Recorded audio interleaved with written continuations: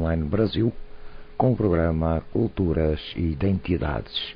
E hoje nós temos connosco, como sempre, os professores L'Oréal Rocha e Manuel J. Gândara.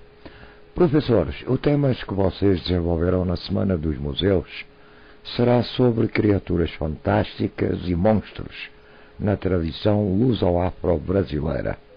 Professor Gândara, o que é uma criatura fantástica? E também, como é que esse tema se desenvolve e é tratado na tradição portuguesa? Ora, uma criatura fantástica é aquela que não coexiste conosco no nosso mundo. Isto é, uma criatura que tem existência no mundo paralelo ao nosso, distinto do nosso e paralelo ao nosso. São criaturas fantásticas, por exemplo, os anjos e os demónios. Claro que as palavras são sempre complicadas, porque os termos que nós usamos hoje em dia são termos que sofreram uma longuíssima evolução semântica e aculturações várias, e muitas vezes, quando estamos a utilizá-los, as pessoas poderão, os ouvintes poderão pensar que nós estamos a dizer determinada coisa, quando na realidade podemos estar a dizer outra diferente. Eu dou um exemplo. Quando nós chamamos demónios aos familiares do capeta, estamos efetivamente a cometer um desvario completo, porque a palavra demónio é uma palavra de origem grega, e a palavra que está na origem desse termo demónio, que é a tradução do grego para o latim, que deu isso, demónio, a palavra grega é a palavra daimoné, e a palavra daimoné é um dos termos usados em grego, na língua grega, para designar a alma. E, portanto, o daimoné não é um demónio, no verdadeiro sentido do termo, é uma representação, ou é uma figuração, uma alusão à alma, àquilo que anima. A alma é aquilo que anima. Por acaso, em latim, esta palavra manteve o seu sentido próprio, anima, aquilo que anima é a alma. Ora, aquilo que anima porquê? Porque efetivamente o corpo desprovido de alma é o corpo de um desalmado. Um desalmado, os desalmados são aqueles não animados por almas, mas por outras forças que não essas desse plano luminoso, etéreo e luminoso. Ora, os desalmados são normalmente considerados as bestas, não é? São considerados os seres medonhos, feios por natureza, são esses que não têm alma, portanto não são animados, imaginem como se o corpo humano animado fosse uma espécie de balão que assumisse a forma ou a falta dela da alma. Portanto, os seres fantásticos são aqueles que pertencem a outros mundos diferentes do nosso. Até há certos seres fantásticos que são híbridos. Isso significa, muito simplesmente, que eles pertencem a vários planos de existência, porventura também ao nosso, mas necessariamente a outros planos diferentes do nosso. Daí o facto de serem híbridos, ou seja, há parcelas desses seres que correspondem a parcelas de sua existência nesses outros universos paralelos. Isto parece ser complicado assim à partida, mas não é nada complicado. Hoje em dia estas questões dos mundos paralelos também já são questões mais ou menos abordadas de uma forma mais aberta, e portanto é fácil perceber isso. Tal como é fácil perceber que, sobretudo quem tiver passado por experiências como o Santo Daime e como outras experiências do género, é fácil perceber que todos nós temos vários, coexistimos em vários planos de existência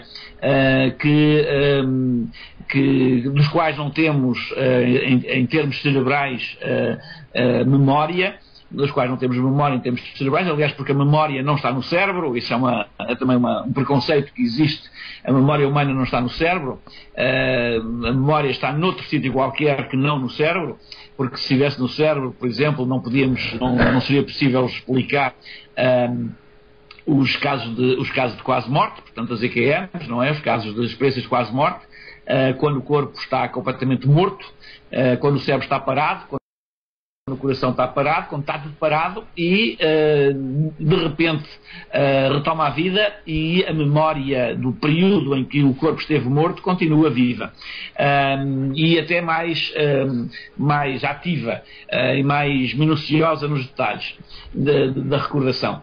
Portanto, essas entidades, essas criaturas, são criaturas que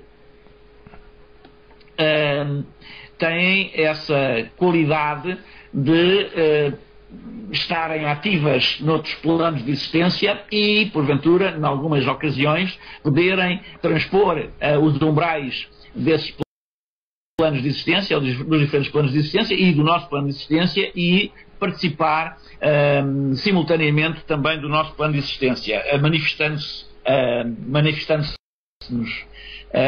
Bem, ora, esta tradição é uma tradição que é muito viva em Portugal. Tal como o L'Oréal já disse, há casos destes no Brasil, há muitos.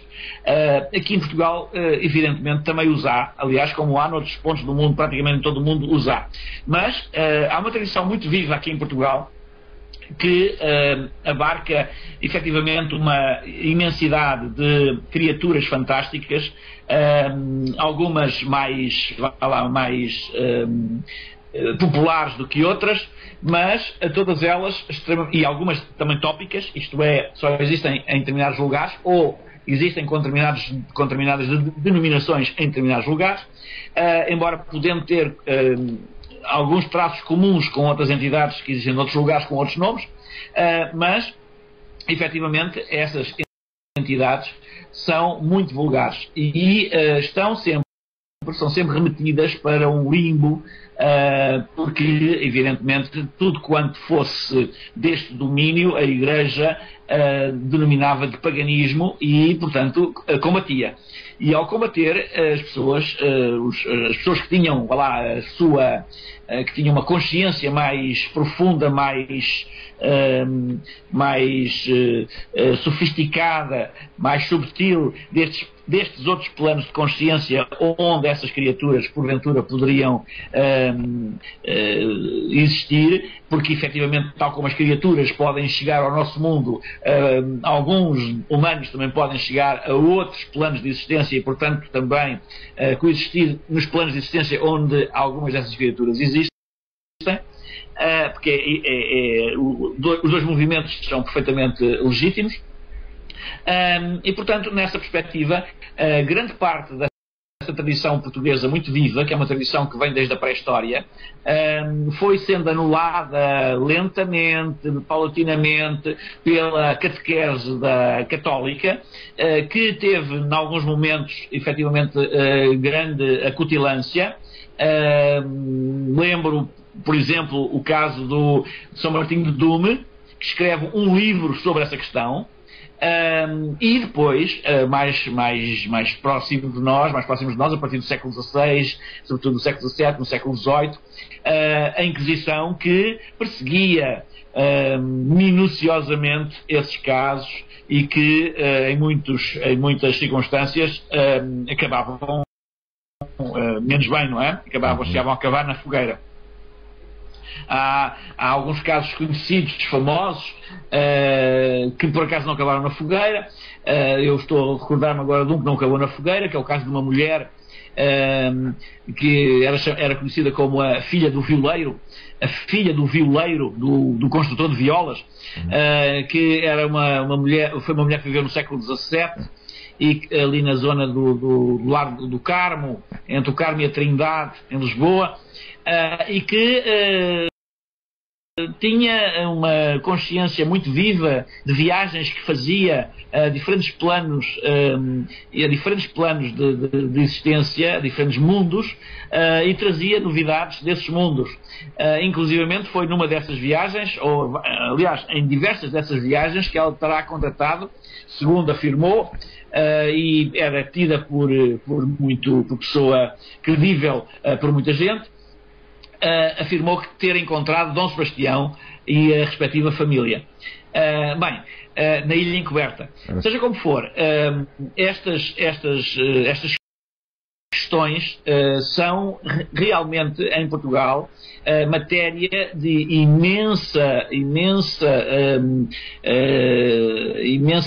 de uma tradição muito profunda, há imensas histórias, há inclusivamente imensas tradições e lugares assinalados como sendo lugares de habitação ou de manifestação dessas criaturas. O único problema é, efetivamente, o problema de nós estarmos centrados no nosso universo e pensarmos que tudo o resto é fantasia, não é imaginação. Imaginação é outra coisa. Fantasia é algo que não existe, é algo que não é, como dizia o L'Oréal, que não é conceptualizável. A imaginação implica sempre a existência. A imaginação é sempre um reflexo. É preciso haver um objeto e um espelho. No caso da fantasia, não, lembrem-se, os ouvintes, que algumas criaturas fantásticas, as tais que são fantasia apenas, que não se refletem no espelho. Lembram-se certamente dos vampiros, não é? Do Drácula, etc. Bem, pois é, algumas criaturas desse género não se manifestam no espelho. É essa a forma que popularmente se adotou para designar que essas não são imaginárias, são fantasiosas, porque efetivamente qualquer criatura de qualquer plano pode manifestar-se num espelho se efetivamente for real. Se for fantasista ou fantasiosa, evidentemente não tem qualquer suporte que possa refletir-se no espelho. Bem, Filipe, esta história é uma história que nos poderia levar muito longe. Eu não vou entrar em detalhes, aliás, porque os detalhes, ou alguns dos detalhes, nós vamos introduzir no projeto de que o L'Oréal já falou, e os ouvintes interessados terão a oportunidade de explorar essa informação, e até eu lanço um repto aos ouvintes. Se algum ouvinte que nos estiver a ouvir, ou que mesmo não esteja a ouvir, mas que conheça alguém que tenha histórias de criaturas fantásticas que queira partilhar connosco, nós ficaremos muito gratos. Bem, L'Oréal, você que tem alguma coisa a acrescentar, eu gostaria que você nos falasse um pouco sobre a ideia dos monstros na Europa medieval. Então, eu gostaria de voltar um pouco aqui para explicar aos nossos ouvintes que esse ano o nosso programa tem uma formatação um pouco diferente, né? Nós vamos inserir peças musicais, alguns vídeos, etc., alguns contextos que depois podem ser acessados ou pelo Facebook da rádio, pelo site da rádio, ou estará disponível no Facebook, tanto do Instituto Mucarage quanto do Gandra também. Para cada tema, para cada programa, nós vamos ter uma música correlata ao tema que nós estamos tratando. Então, no primeiro bloco, nós ouvimos o Irapuru. Eu gostaria de falar um pouquinho sobre a história do Irapuru aqui, que a gente já falou. O Villa-Lobos é um indivíduo, é um compositor muito famoso no Brasil. Uma das razões, entre outras coisas, é que o Irapuru é exatamente uma música que reflete a imagem do Brasil no começo do século XX. O que vai acontecer? Depois da deposição do golpe, que também, como Portugal teve um golpe, o Brasil também teve um golpe, a República um golpe. Depois que colocam Dom Pedro II para correr, durante as primeiras décadas do século XX, na República Brasileira, o cenário cultural, que Dom Pedro II gostava muito da França, né? O cenário cultural e político brasileiro a dependência desse cenário em relação à cultura europeia, ela enfraquece brutalmente. E o que vai se criar? Os intelectuais brasileiros e os políticos pretendem estabelecer uma identidade própria do país. Isso é uma grande anomalia, e um dos problemas que a gente sofre hoje, como rebarba desse processo da instalação da República no Brasil, foi exatamente isso. Cria-se a ideia de que o Brasil não tem identidade, né? E que é a República que vai... Então o Brasil já tem 400 anos de existência, mas ele não existe, né? Ele não tem nenhuma identidade. É como se durante 400 anos o país e o povo brasileiro simplesmente fosse uma abstração teórica. Então eles passa-se a abordar o tema e a necessidade de criar uma identidade para o país e para os brasileiros. E a partir desse momento, por exemplo, que em vários setores ligados à cultura e à pesquisa começa a ter uma busca pela chamada brasilidade. E esse tema passa a ser um tema muito importante, tanto para os antropólogos quanto para os artistas brasileiros. Daí a Semana de Arte Moderna de 1922 e alguns indivíduos relacionados à semana que chegou ao absurdo de falar que o Brasil não existe antes de 1922. Só que isso não é simplesmente uma fala teórica, isso é algo que vai se afirmando no dia a dia da nação. E o Gilberto Freire, por exemplo, vem a ser um dos defensores dessa brasilidade, desse momento, né, de criação de uma brasilidade. Então, é nesse contexto que surge, por exemplo, a música do Villa-Lobos. E nesse contexto, o Irapuru. Já que nós estamos falando de criaturas monstruosas, né, ou fantásticas, o Irapuru é uma criatura fantástica. Então, na música, a brasilidade ela passa a se tecer dentro de elementos etnomusicais, né? Então, há movimentos nacionalistas que vão buscar isso. E o Villa-Lobos ele mergulha de cabeça dentro do caráter folclórico. E existe uma coisa muito interessante na obra do Villa-Lobos, que ele incorpora à música dele essa ideia de brasilidade musical, e ele incorpora fortemente a mitologia indígena. Então é muito interessante isso. O envolvimento do Villa-Lobos dentro, ele mergulha, né, ele faz viagens inúmeras pelo Brasil, tinha uma vida bastante boêmia e depois viaja, e ele vai ter uma aproximação com a Amazônia, né? Dessa aproximação dele com a Amazônia, do envolvimento muito pessoal dele nesse contexto, quase que místico com o mundo indígena, ele reinventa sons amazônicos. É por isso, né?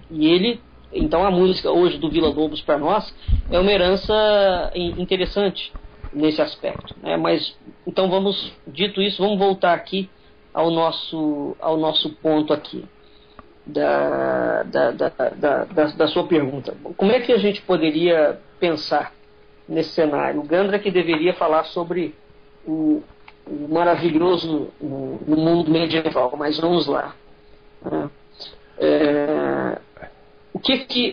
Qual é o cenário, de certa forma, que a gente tem que ter em vista? Primeiro, esse cenário de que hoje nós tratamos na historiografia ou na hermenêutica, né, confundimos ficção com imaginário. Ou o imaginário tornou-se ficcional no sentido de que ele não existe mesmo, né? Ele é uma fábula. É algo que, ao invés de ficar presente, por exemplo, a gente fala muito no mito da Terra Sem Males dos índios, né? A Terra Sem Males dos índios, quando você vai ler, de fato, o que está por trás da mitologia indígena relacionado à busca pela peregrinação pela Terra Sem Males, ela não está neste mundo físico. Ela está num outro mundo, né? Então o índio, e só o melhor índio, entra na Terra Sem Males. É um processo existencial, é quase que um processo de morte. Depois do indivíduo ter feito levado uma vida exemplar ou não, ele terá a oportunidade de penetrar nesse mundo da Terra Sem Males, né? Então, o que vai acontecer conosco em relação a esse cenário medieval, né, do contexto europeu? A Idade Média durante muito tempo, tanto a Baixa Idade Média quanto a Alta Idade Média, ela herda efetivamente uma forma de pensamento, uma visão de mundo, certamente do mundo romano, do mundo grego, né? E porque os gregos e os romanos desenvolvem uma visão bastante peculiar desses seres que hoje nós temos como criaturas monstruosas, né? Então, o Oriente, não só o mundo grego e o mundo romano, mas sobretudo o Oriente transmite ao Ocidente um tipo de visão de mundo muito abstrata, né? E dentro desse contexto, o que nós chamamos de bestiários, ou o mundo do fantástico, ele adquire ele se sistematiza e cria um sistema cultural muito pujante na Idade Média, né? Então, a gente vai ver isso muito presente nas artes, na pintura, na escultura, enfim. Instala-se no mundo europeu, você vê, o mundo gótico, por exemplo, é um reflexo, talvez, absolutamente pujante dessa ideia de um mundo imaginário, né? Ele é repleto em que você tem, nas catedrais góticas, a mistura de um mundo natural e um mundo fabuloso. Então, essa leitura da vida como uma fisionomia, um entrelaçamento entre a natureza e o espírito, entre o mundo material e o mundo espiritual, essa redescoberta de que a natureza tem uma ordem divina e que por trás dessa ordem há uma outra ordem, né? Há a ideia de uma espiritualidade muito intensa. Então, a face monstruosa presente nas narrativas literárias e na arte, na pintura, na escultura da Idade Média, ela está inserida dentro desse contexto.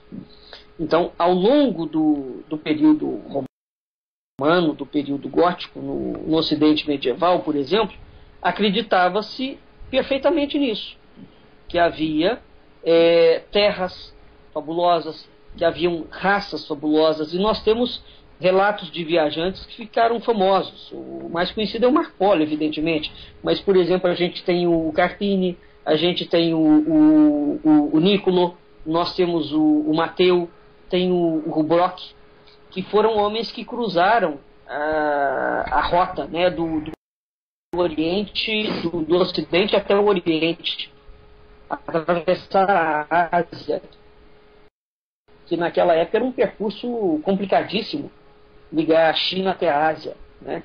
E esses indivíduos, quando eles voltam, eles vão relatar coisas absolutamente espantosas. Por exemplo, o Pian del Carpini, ele fala do encontro dele com um cíclope, né? E ele relata também um encontro com criaturas de um só braço. Então, esses indivíduos, à medida que eles vão viajando pelo Oriente, à medida que eles vão viajando pela China, pela Índia, eles vão voltando. E à medida que eles vão voltando, eles vão trazendo esses relatos muito interessantes, né, de terras magníficas, locais cheios de histórias prodigiosas, de histórias fabulosas, que existem desde Homero, que existe desde os egípcios e que existe antes, falando de povos, de países, de raças fantásticas, enfim, de animais inúmeros, né? Então, os sinocéfalos, por exemplo, que são homens com cabeça de cachorro, né? A gente tem várias criaturas que depois vão entrar nessa zoologia fantástica. Mas, assim, resumidamente, o que nós temos? A gente tem um outro indivíduo, que é o Quitésias, ele descreve homem com cabeça de homem, corpo de leão, cauda de escorpião. A gente tem relatos interessantes. O livro dele chama Histórias do Oriente, né? É curioso porque todos esses indivíduos futuramente eles vão entrar dentro da área de estudo de teratologia. Esses relatos todos vão servir para os estudos de teratologias, que é exatamente esse objeto da semana aí de museus. Vai acontecer uma situação muito curiosa. Alexandre o Grande, depois das campanhas dele, existe um geógrafo que chama Megasthenes, que ele é enviado como embaixador à corte do primeiro rei da Índia, que é o Chandrupaga. Essa corte ficava situada nas margens do Ganges.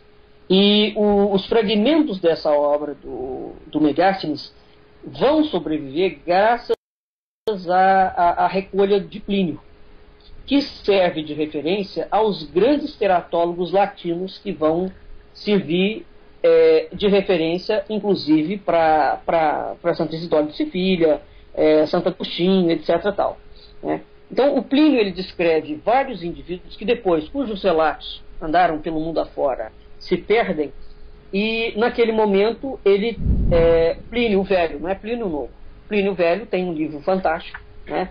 Ele é o criador. Plínio o Velho, na verdade, dentro da tradição ocidental europeia, não sei se eu estou errado em relação a isso, ele vem a ser o criador de tantas histórias de monstros, né? Então, quem é Plínio? Ele é um romano, um militar, um indivíduo altamente voltado para trabalhos burocráticos, e ele simplesmente escreve uma enciclopédia de 37 volumes, né? Ele é amigo pessoal do imperador Vespasiano, enfim, é um homem cultíssimo, e deixa uma edição valiosíssima, que é a História Natural de Plínio, né? E a partir dessa obra de Plínio Velho, se não me falha a memória, a edição Príncipes da História Natural dele é publicada em Veneza, no século XV. E depois nós vamos ter várias traduções dessa de História Natural de Plínio para várias línguas, efetivamente.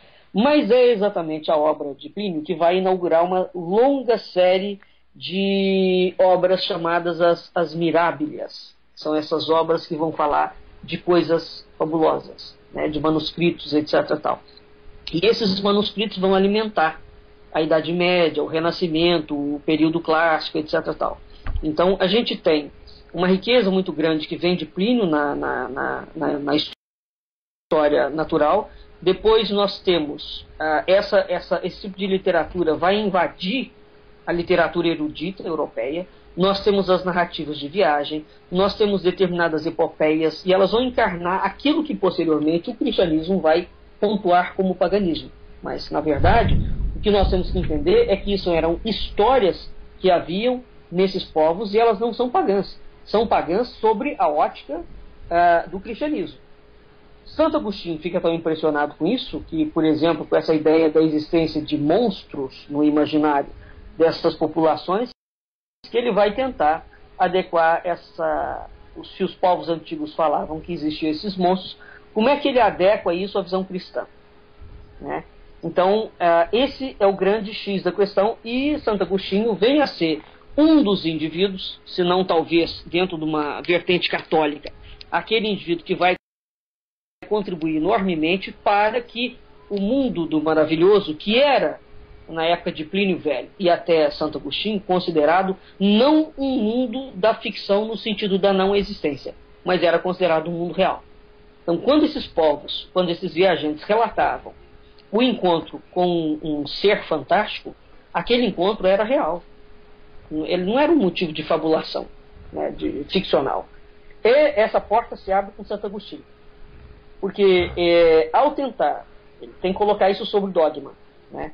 Então, primeiro que a autoridade de Plínio, o Velho, é inquestionável.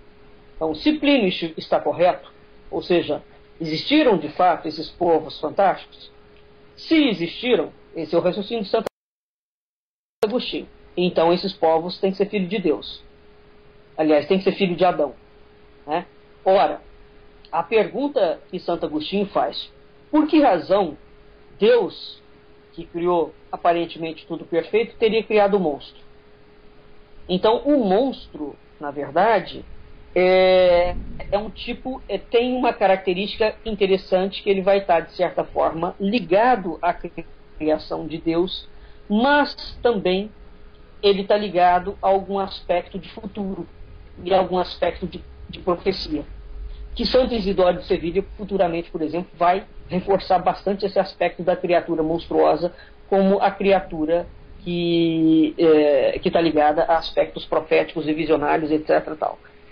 Então, como é que a gente pode pensar essa aceitação na medida em que Santo Agostinho não pode conceber que os monstros venham a existir fora do plano da criação. Então ele adequa essas entidades pagãs, né, monstruosas, como sendo os monstros não são mais do que uma expressão da vontade de Deus. Eles são filhos de Adão, e aí ele passa a estabelecer categorias. E Santo Isidoro de Sevilha também estabelece categoria de monstro. Você tem aquele monstro que a teratologia, né? A teratologia que é aceita como obra direta de Deus, e alguma outra teratologia que Santo Agostinho prefere não lidar com ela porque ele não encontra muita explicação. Mas quando ele traz à baila essa discussão da existência das raças monstruosas, a preocupação principal de Santo Agostinho é manter a unidade da espécie humana e, sobretudo, a autoridade de Deus no objeto da criação. O que está como pano de fundo disso? A salvação dos filhos de Deus. Isso é muito importante a gente entender, porque, por exemplo, um dos discursos que vem estar ligados à ideia salvífica, né, a conversão dos infiéis ou dos gentios e dos índios sobre um contexto jesuíta, é exatamente porque grande parte dos índios brasileiros serão considerados criaturas monstruosas e todo monstro tinha que ser convertido, né, a fé cristã. Então, e é Santo Agostinho que dá esse fundamento teológico para isso, né? Então, ele vai fazer essa questão. A gente só consegue abordar esse ponto de vista do Santo Agostinho quando nós entendemos que a questão do problema dos monstros surge a partir do problema da descendência de Noé. Porque, ora, quando Noé, o caso da Arca de Noé, que é bem conhecido, Deus destrói o mundo. Noé salvaguarda animais dentro da arca. Então, depois do dilúvio, como é que essas raças monstruosas descenderiam do patriarca? Noé botou monstros dentro da arca? Esse é o ponto. Então, Santo Agostinho também tenta compreender os monstros sobre a ótica a partir da descendência de Noé. Aqui já não é mais sobre Adão, porque em relação a Adão, isso é incontornável. Deus cria e criou também alguma outra coisa ali. Mas, e como é que ficaria o dilúvio? Então, os monstros concorreriam sobre a ótica de Santo Agostinho para tornar o mundo criado por Deus um mundo variado, um mundo bonito, a uma harmonia, né? Então a tese dele vai discursar sobre isso. O monstro não é considerado um erro da natureza. Eu estou fazendo essa ressalva por uma questão muito importante. Essa forma de pensamento, mesmo dentro da igreja, vai mudar radicalmente na Idade Média. Bem, e nós trouxemos, eu quero lembrar, professor, que agora é 21 horas e 38 minutos. E nós trouxemos uma peça radiofônica que o senhor mesmo inseriu dentro do script do programa, que é o Curupira, né? O senhor quer terminar então a sua colocação? Vou terminar para a gente ouvir o Curupira. Isso. Então, o que vai acontecer? O pensamento de Santo Agostinho vai refletir essa ideia, porque ele se separa da ideia de Plínio. Quando o Plínio velho fala, não, esse povo existe, pronto. Santo Agostinho fala, eles existem criados por Deus. Bom, depois na Idade Média, o que vai acontecer? A igreja vai mudar radicalmente a sua forma de pensamento e vai falar o seguinte, não existe monstro. O monstro é uma deformação e já é uma obra do demônio. Bom, aí pronto, o prato está feito, né? A partir desse momento, o monstro já não é mais uma criatura criada por Deus. E a igreja passa a legitimar toda e qualquer ação de perseguição, de assassinato, disso, daquilo outro, dessas ligadas a essas teratologias, né? Mas o fato é, o Brasil é descoberto exatamente nesse momento em que ainda há um discurso muito grande dentro da literatura ligado à teratologia. Mas nós temos aí já ainda dialogando e brigando duas visões completamente distintas. Uma visão que herda de Santo Agostinho, Santo Isidoro, Plínio Velho. Os monstros existem e são criaturas de Deus. E a outra visão que vai predominar numa igreja já pela Idade Média, em que fala, não, as criaturas não são filhas de Deus, e dentro desses bestiários adquire-se um novo sentido moral, antropológico, divino em relação a essa criatura. E quando você se encontrar uma criatura dessa, essa criatura tem que ser dizimada.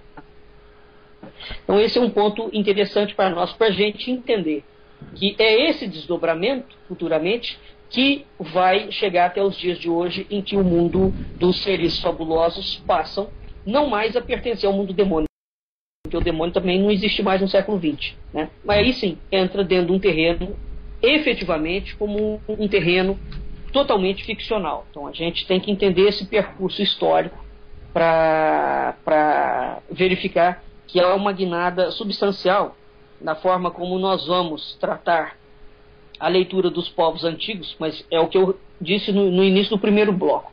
Até hoje, quando você conversa com um índio brasileiro, o Curupira, para ele, não é uma abstração teórica, é um fato. E não é um fato cultural, é um fato real, inserido na cultura dele. Certo? É preciso a gente começar, de fato, a rever essas coisas como um todo, e eu já estou finalizando, e entender de uma vez por todas que o multiculturalismo, nós falamos muito de multiculturalismo, mas o multiculturalismo hoje, ele é simplesmente uma perversão de linguagem, porque ele não garante de forma alguma diversidade cultural.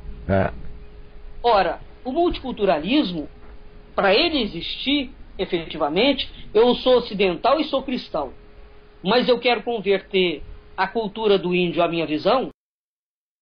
Isso não é multiculturalismo. Isso é perversão de cultura. Exato. Né? Ou as culturas interagem entre si, ou elas simplesmente desaparecem. Sem dúvida. Então, isso é uma falácia. É uma falácia. Quando nós falamos que a gente aceita e que nós somos inclusivos. Não aceita coisa nenhuma. Não aceita coisa nenhuma. Porque até hoje nós lidamos com esses relatos desses povos que existem até hoje, não só no Brasil, em outros lugares também, eles existem, e nós tratamos a tradição cultural deles como uma imaginação. Como uma subclasse. Como uma subclasse. Uma subclasse. Não é nem uma subclasse. É pior do que isso. Ela é totalmente amestrada ou vista sobre a ótica da cultura dominante, que é a cultura do branco até hoje. Essa visão eurocêntrica do mundo. Né? Então é preciso rever isso e entender que quando a gente fala de multiculturalismo, ele de fato tem que interagir, acolher, aceitar a diferença, porque essa é a realidade do mundo. O outro é diferente, sim, e ele tem que ser respeitado na sua diferença. Sem dúvida. Bem, professores, vamos ouvir então essa adaptação da lenda brasileira, o Curupira, que se trata da história de um caçador e de sua filha e os seus encontros na floresta com essa criatura lendária. Nós trouxemos para vocês, ou melhor, o professor L'Oréal trouxe, uma peça produzida no curso de Práticas do Discurso Oral do Programa de Português para Estrangeiros da Universidade Federal do Rio Grande do Sul. Uma peça que foi produzida por alunos estrangeiros, alunos que estão aprendendo português no Brasil, e que tem a mediação das professoras Janaína Conceição e da Carolina Neves. O curso de Práticas de Discurso Oral ele tem por objetivo de desenvolver a desenvoltura dos alunos no desempenho oral da língua portuguesa e por meio de situações que oportunizem o exercício da fala. E para atingir isso, eles utilizam a didática de projetos de aprendizagem, cujo produto final acabaram por virar então peças radiofónicas. E nesta peça que nós estamos trazendo para vocês hoje, essa peça tem no elenco o Francisco Solano como caçador, o Pablo Orozco como Curupira, o Colin Giuseppe como narrador e Argelimar Romero como filha do caçador. Essa peça tem a direção da Carolina Neves e da Janaína Conceição e a produção técnica de Carolina Neves e Janaína da Conceição. Bem, eu vou tentar melhorar o áudio ao máximo que eu puder aqui, né, para que vocês realmente tenham um bom entendimento da técnica, mas a qualidade dele realmente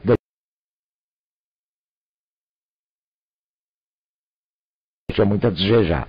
Mas eu vou tentar melhorar. Eu peço desculpas, então, se por acaso eu não conseguir, né, 100% de qualidade no áudio. Vamos ouvir então. Você vai ouvir agora a peça radiofônica O Curupira, baseada na lenda brasileira. Ele uma vez, nas profundezas da floresta amazônica do interior do Brasil, uma estranha e rara criatura que lá morava. A função deste bicho misterioso era proteger as árvores, as plantas e os animais das florestas dos homens. Um ser muito esquisito de aparência. Ele era de pequena estatura, corpo coberto de pelos, olhos injetados de sangue, cabelo vermelho, unhas azuis.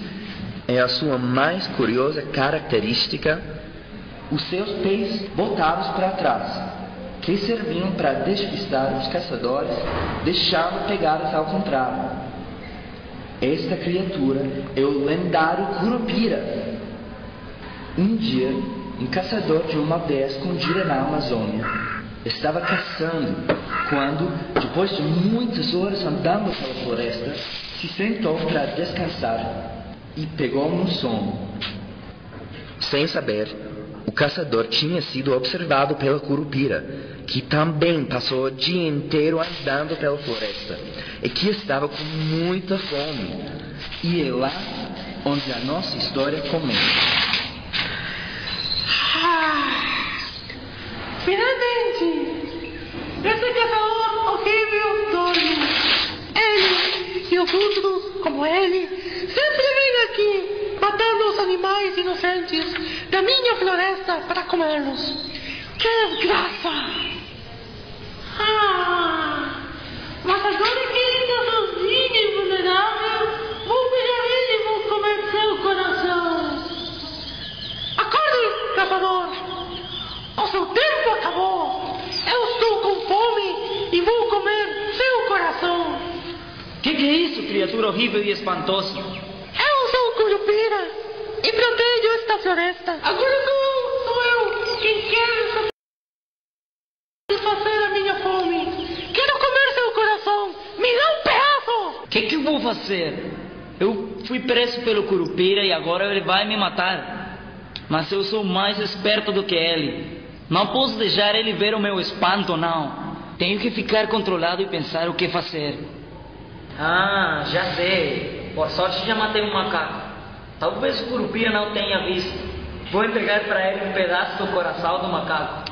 Por que você está demorando, homem? Entregue para mim seu coração, que estou faminto. Fiz sua vontade, não fiz? Vou te dar o resto do meu coração. Mas em pagamento, eu quero um pedaço do seu. Este caçador quer um pedaço do meu coração em troca? E ele me deu um pedaço do seu coração sem problemas. Arrancou o próprio coração sem ter sofrido nenhuma dor e sem ter morrido. Vou fazer igual então. E depois vou comer o seu coração todo. Então, Curupira, de acordo? Tá bom, homem. Me dá sua faca? Aqui está a faca. Você vai me dar agora mesmo? Que homem bobo! Claro que eu vou te dar agora. Eu vi você pegar um pedaço do seu próprio coração sem morrer. Eu sou o Curupira, então vai ser ainda mais fácil para mim. Agora vou enterrar no meu peito esta faca e depois que eu te der um pedaço do meu coração, quero o resto do seu. Vamos lá. 1, 2, 3. Que dor! Estou morto! Estou morto! Enganei o Curupira. Ele se matou com minha faca. Mas não vou ficar aqui caso que ele esteja pregando uma peça. E daí o homem não esperou mais. Depois que o Curupira tombou, sem vida, ele disparou pela floresta com tal velocidade que deixaria para trás os bichos mais velozes. Quando chegou à aldeia, estava com uma língua de fora. Prometeu não voltar nunca mais à floresta. Desta escapei. No troquei, não caio. Durante um ano, o caçador não quis saber de entrar na mata. Quando perguntava para ele por que não saía mais da aldeia, ele se desculpava, dizendo estar doente. Mas o homem tinha uma filha que era muito vaidosa. Como ia ter uma festa dentro de poucos dias, ela pediu para o pai um colar diferente de todos os que ela já tinha visto. Ai, eu já vi todos os tipos de colares da aldeia. Não tem nenhum que eu gosto. Só faltam alguns dias até a festa. E tenho que ter o colar mais lindo se eu quiser encontrar um homem digno de pedir a minha mão em casamento. Quero que você me procure um colar diferente, único, que ninguém jamais viu. Tá bom, minha filha. Você sabe o quanto eu sou um pai dedicado. Vou pensar num modo de encontrar um colar para você. Não se preocupe, não. O que fazer? Ah, eu lembro. Aquela criatura espantosa da floresta, o Curupira. Ele não tinha os dentes verdes. Daria um bonito colar, sem dúvida. Mas isso significa que eu tenho que voltar para a floresta. E assim, o caçador partiu com sua filha para a floresta, para procurar o lugar onde a criatura esquisita tinha morrido. Depois de algumas voltas, deu como esqueleto do Curupira meio encoberto pelo mato. Os dentes verdes brilhavam ao sol, parecendo esmeraldas. Ai, para! Olha aqui! Ai, essas coisinhas verdes são tão bonitas. Você sabe o quanto eu gosto de verde. Acho que poderia ficar muito bem em mim. Sim, filha, é verdade. É exatamente isso que estávamos procurando. Vou ser a menina mais bonita da festa. Todas as outras vão morrer de inveja. Pega pra mim, pai. Conseguindo vencer o medo, o caçador apanhou o crânio do Curupira e começou a bater com ele no tronco de uma árvore para que quebrasse e soltasse os dentes. Imagine a surpresa dele quando de repente viu o Curupira voltar à vida.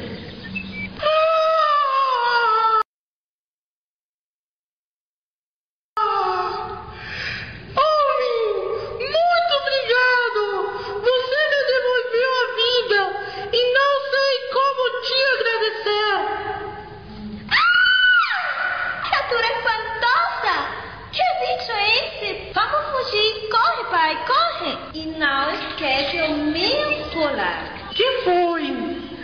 Que ser humano esquisito. Escuta, caçador, eu te devo a minha vida. Como posso te agradecer? Ah, mas o poderoso Curupira não tem nada para agradecer. Eu existo. E para demonstrar a minha gratidão, tome esse arco e esta flecha. São mágicos. Basta que você olhe para a ave, o animal que deseja caçar e atire. A flecha não errará o alvo. Nunca mais lhe faltará caça. Mas agora, ouça bem, caçador. Jamais aponte para um animal que esteja em bando, pois você seria atacado e despedaçado pelos companheiros dele. Entendeu? Agora, tome e volte para sua aldeia. E desde aquele momento não faltou mais caça para ela. Era só atirar a flecha e zaz! O bicho caía. O homem se tornou o maior caçador da sua tribo. Por onde passava, era olhado com respeito e admiração. Um dia, o caçador estava caçando com outros companheiros que não tinham mais palavras para elogiá-lo.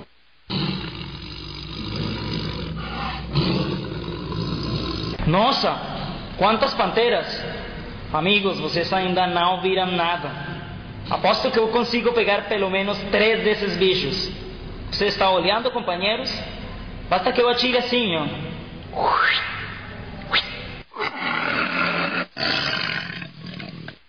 Opa, vocês viram? Nunca falho. E agora pela segunda vez.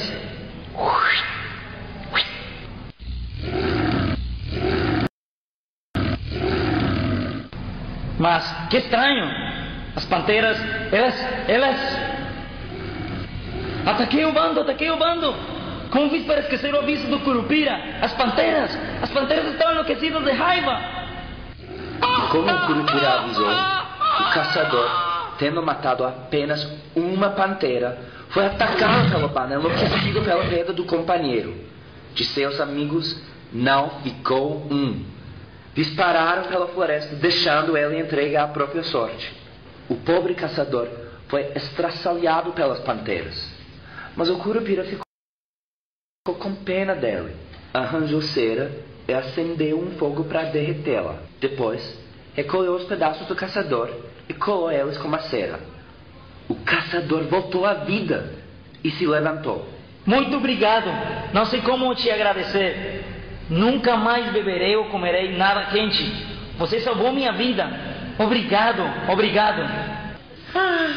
Não tenho o que agradecer, caçador. Mas preste atenção. Esta foi a primeira e última vez que eu pude salvá-lo. Não beba, nem coma nada que esteja quente. Se eu fizer, a cera se derreterá e você também. Bom, agora volte para sua aldeia e não esqueça o que eu falei. E assim, o caçador, refeito de cera, voltou para a aldeia. Durante muito tempo, o caçador levou uma vida normal. Ninguém sabia do acontecido. Um dia, porém, a sua filha serviu uma comida quente e apetitosa. Tão apetitosa que o caçador nem se lembrou das palavras do Curupira. Nossa, filha! O que é esse cheiro delicioso? O que você está preparando para seu pai? Toma, pai, eu acabei de fazer. É o seu prato favorito. Coma antes que esfrie. Que maravilha, filha! Faz anos que não como isso. Este prato é magnífico. Você nunca preparou uma coisa tão apetitosa. Está um pouquinho quente. Mas eu... que dor! Mas como assim? O que está acontecendo? Pai! O seu rosto! Ele está derretendo, pai. Minha filha, esqueci o aviso do Curupira, que salvou a minha vida. Desculpe. Pai! E assim, tendo engolido toda a comida, esqueceu pela segunda vez as palavras do Curupira. Como consequência, não só a cera se derreteu, mas também o próprio caçador. Mas a filha então, que estava muito triste com a morte do seu pai, decidiu voltar para a floresta e devolver o colar, que agora sentia como um símbolo da sua desgraça. Perdi meu pai, a única pessoa importante na minha vida. Perdi meu tempo desejando coisas úteis. E agora, o que eu faço para arrancar esta dor do meu peito?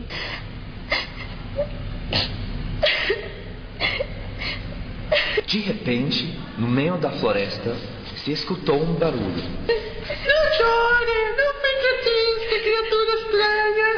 Eu te convido para proteger esta floresta e seus animais pela eternidade. Dizem que você prometa que não vai ser mais egoísta e pensará sempre no bem de todos os seres vivos da natureza. A morte do caçador não foi em vão, pois a partir de então, nunca mais foi visto nenhum caçador dentro da floresta. Dizem que a filha dele agora canta cada vez que a lua é cheia, para todos os animais dormirem.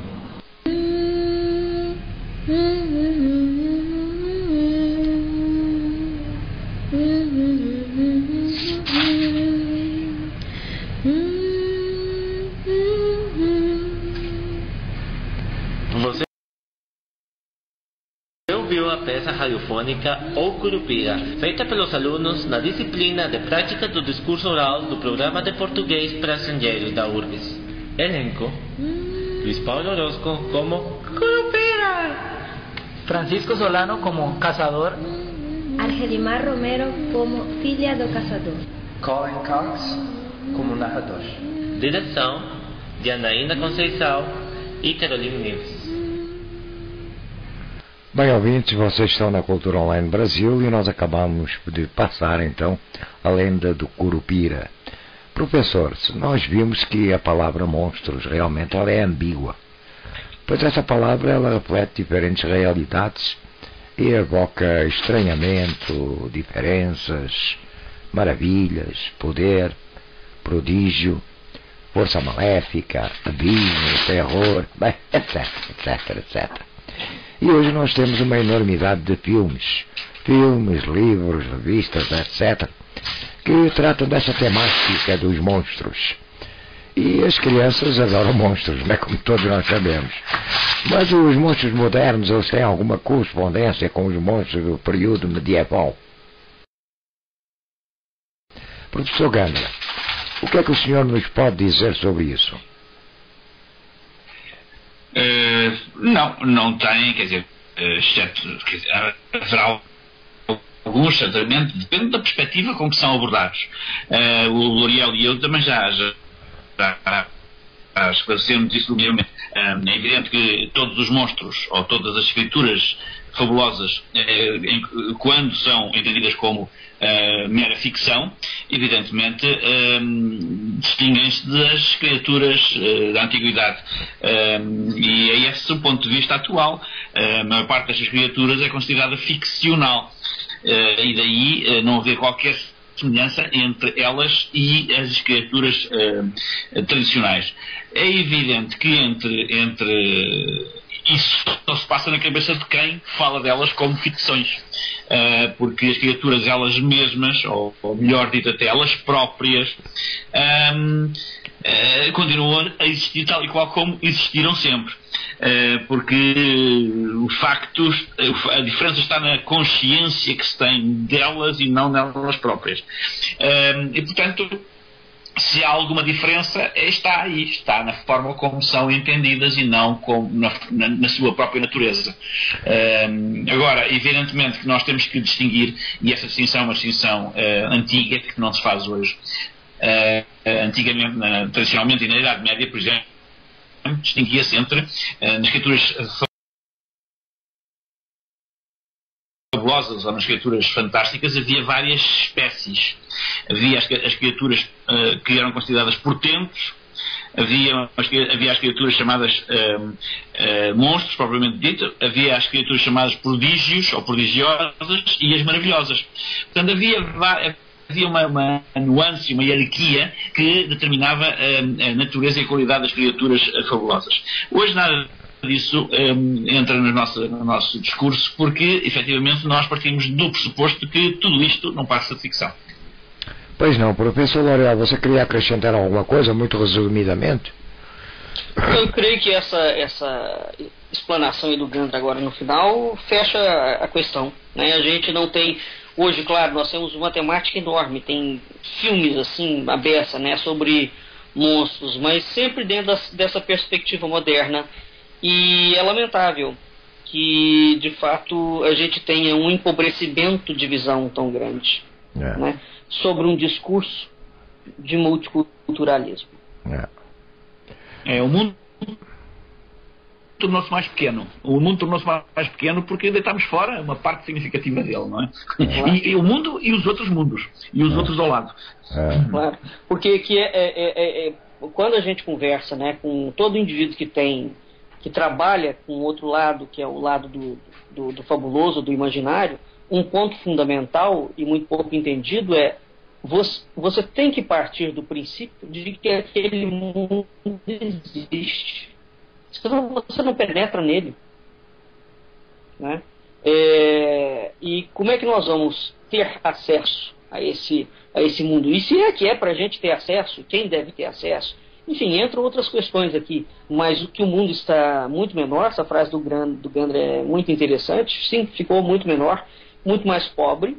As crianças hoje têm muito menos acesso e muito menos recurso, né, oportunidade de mergulhar naquilo que durante tanto tempo povoou a existência, porque finalmente, se a gente considera que o homem é um ser composto de uma dupla dimensão, ou seja, ele é corpo e ele é espírito, por que é que nós não temos dois planos da existência, um plano material e um plano espiritual? E mesmo dentro do plano material, quantos matizes da matéria nós teríamos? Inúmeros. Portanto, sobre essa perspectiva, de fato, os monstros são uma realidade, né? E os seres fabulosos também, bem como na tradição indígena brasileira, na tradição do candomblé, na tradição da Umbanda, enfim, em várias tradições a gente lida com isso como sendo um dado bastante concreto, né? Bem, gente, nós trouxemos para vocês também uma música para amenizar o programa, que é do Toquinho, e tem por título A Casa e o Caderno. Nós voltamos a seguir, mas nós vamos trazer então essa composição onde Toquinho a interpreta, acompanhado pela Orquestra Sinfónica Arte Viva, que tem a regência do maestro Anilson. Vocês fiquem por aí, a gente volta já já.